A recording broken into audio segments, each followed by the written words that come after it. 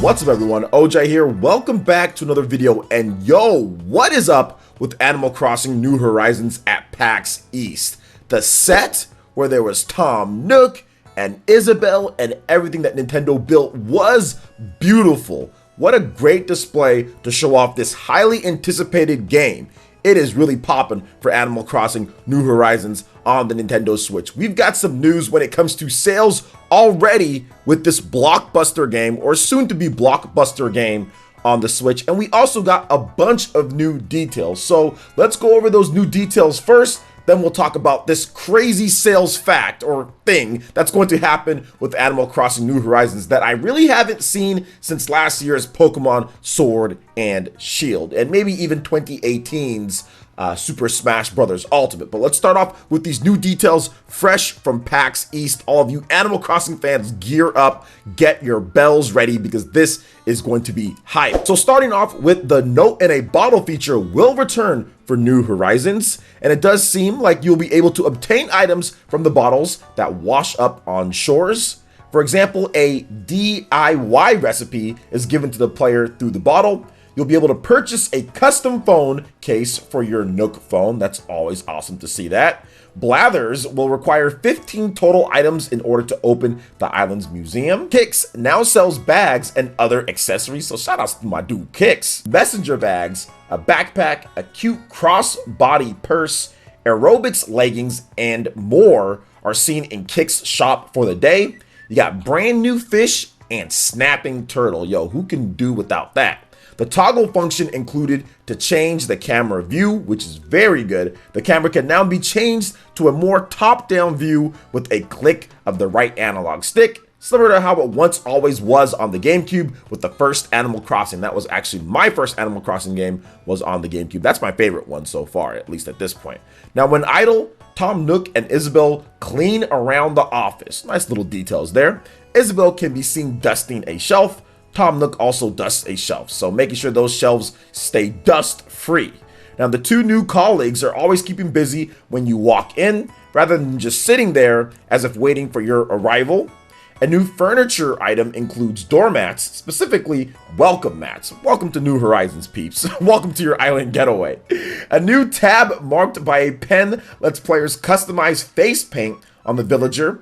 They also have the option of choosing a setting marked by a more feminine villager with a ponytail and a more male presenting icon. So nice little additions there. Like the whole customizing face paint stuff. I think that's going to be really cool. You're going to make some really dope looking villagers with that. This last bit of news does say that while the usually gendered customization options are open for anyone, this particular setting appears to be mandatory. So there's that as well. So this is looking really good. I think some of the best things from the new information that we found out here is the DIY recipe. I love that. Wash it up on shores. You get some new stuff there, maybe from other people who have visited or people that send you stuff. I love that. I like the camera option in order to make it more of like a top-down look too, if you're really trying to like make sure that your area is looking good, right, when you're outside trying to plant your trees or your garden or whatever you're doing. I like that top-down view of it as well. That's really good. I like the fact that they're kind of going in with the fashion, right? All the different types of messenger bags and the backpacks and the crossbody purses and aerobics leggings. All that stuff is really good. The more customization, always the better. So I'm really liking what they're doing here, but also to make things seem more lively and make things seem more, I would just say more energetic. I like the fact that they don't just sit down. Like Tom Nook and Isabelle, they're out there, they're dusting shelves, they're cleaning stuff, they're doing other things. So the fact that there's a little bit more liveliness around with the NPCs is actually really cool. Now let's talk about this next bit of news, because PAX East, obviously it was great to see Animal Crossing. The game looks such a clean and detailed look. So that wraps it up with that news, with the new features and everything that we learned about the game from PAX East. It's looking awesome. Obviously, the game looks great from a visual perspective. I think the clean look of the graphics, simplistic but clean look, really does the Switch and does the game justice in terms of just visually pleasing. Now let's talk about this other bit of news, because like I said, I haven't seen sales like this since Pokemon Sword and Shield on the Nintendo Switch, but this is crazy. So I've been digging around and looking in terms of how Animal Crossing New Horizons is doing on the Nintendo Switch, and I think that it's doing extremely well based on what we've seen so far here. So, Animal Crossing New Horizons on the Amazon bestsellers. You have to remember, Amazon is one of the largest seller of video games in the US, and I'd probably say for most of the part of the world. They sell a ton of games. So, getting to the top of Amazon's bestsellers list honestly means that your game is usually doing very well. I haven't seen a game that has ever reached the top of the Amazon bestsellers that didn't go on to sell millions, or at least a very high amount. And Animal Crossing New Horizons is #1 on Amazon.com, and that is weeks before the game is launched. It's coming out March 30th, so we still got about a month, and it's #1 on Amazon.com. But it doesn't just stop right there, guys. On the eShop in the US, the game is #1 with just pre-loading. So right now the game is already #1 on the eShop. And on top of that, in Japan, the game is also #1 on the eShop. Now, why this is significant is that Nintendo Switch's download sales consumption rate and what they've done from what they did with the Wii U and also with the Wii and the Nintendo DS, 3DS, or DSi, I should say, the 3DS,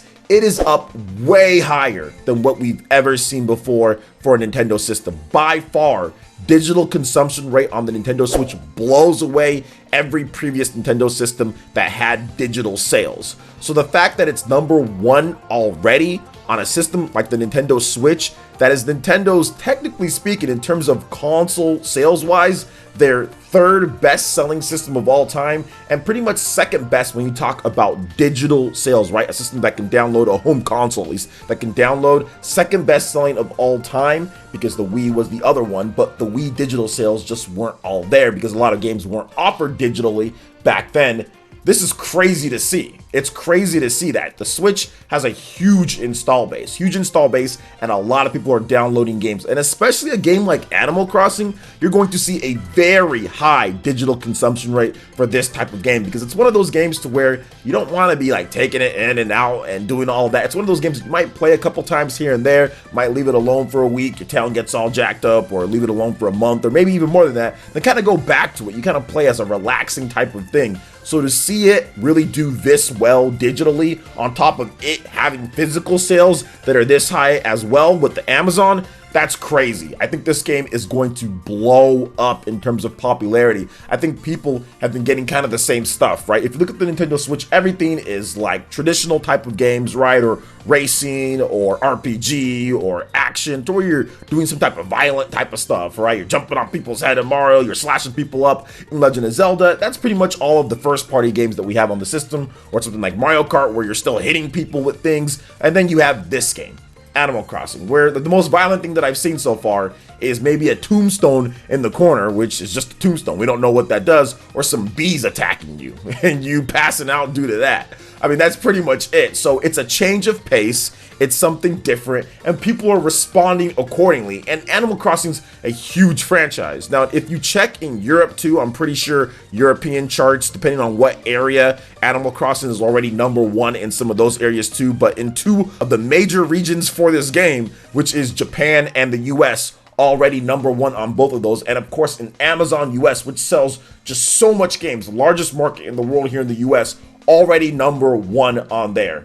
That's crazy. That's just crazy to see. And like I said, I haven't seen this type of domination for a Switch game since Pokemon Sword and Shield. And before that, it was definitely Super Smash Bros. Ultimate in terms of games just dominating the sales eShop charts in all different types of regions, dominating it on Amazon and everything. So very good to see Animal Crossing New Horizons do that well. And it kind of goes to show you that it doesn't have to just all be about violence or some type of game like that, action. You can have a game that's chill, that's a bit more mellow, to where you're just kind of doing different things, and it still sell very well. But I did also want to kind of put in a side note. Super Smash Bros. Is still doing very well. I'm looking at the charts here, and it's actually the 5th best-selling game on Amazon. That's pretty crazy, right? 5th best-selling game on Amazon, despite being released going on 2 years now, right? Because we got it in the late 2018, and it's still one of the top games on Amazon.com, which is just crazy to see. But back to Animal Crossing, man. This is definitely good. Animal Crossing is one of those games that I think that a lot more people